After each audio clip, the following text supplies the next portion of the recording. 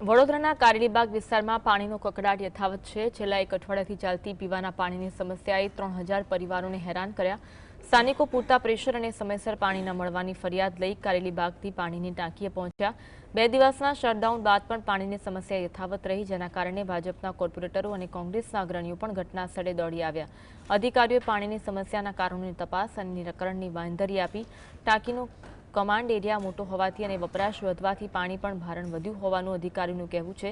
પાણીની સ્ટોરેજ ક્ષમતા વધારવા અને અન્ય સ્થળે નવી ટાંકી બનાવવાનું આયોજન છે।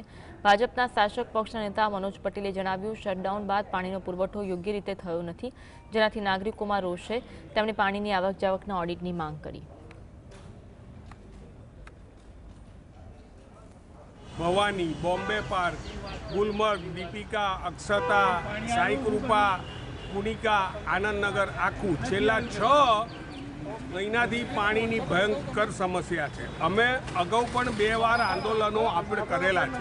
આજે ભવાની અને બોમ્બે પાર્ક સોસાયટીના રહીશો મોરચો લઈને પાણીની ટાંકીએ આવ્યા હતા અને સદનસીબે અમારા વિસ્તારના બંને કાઉન્સિલર મંચાભાઈ અને બંદીશભાઈ પણ અત્રે આવીને ગયા।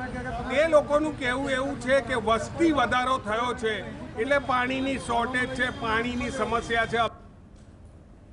લીધે ક્યાંક ને ક્યાંક એમને ઘટ પડી અને જે શનિવારે એટલે કે ગઈકાલે તહેવાર આપણો રક્ષાબંધનનો હતો એટલે આ સાથે સાથે એકદમ નજીકમાં આવી ગયું એટલે આ પ્રશ્ન થયો એવું લાગે છે પ્રાથમિક દ્રષ્ટિએ।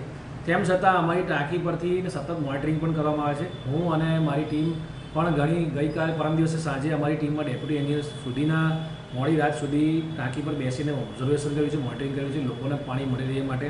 પણ ગઈકાલે જે રજૂઆત જે આવી છે એ સંદર્ભે આજે રજૂઆત લઈને આવ્યા હતા, એ બધું ચોક્કસથી સાંજે અમારી ટીમ ચેક કરીને એમનું નિરાકરણ લાવવામાં આવશે।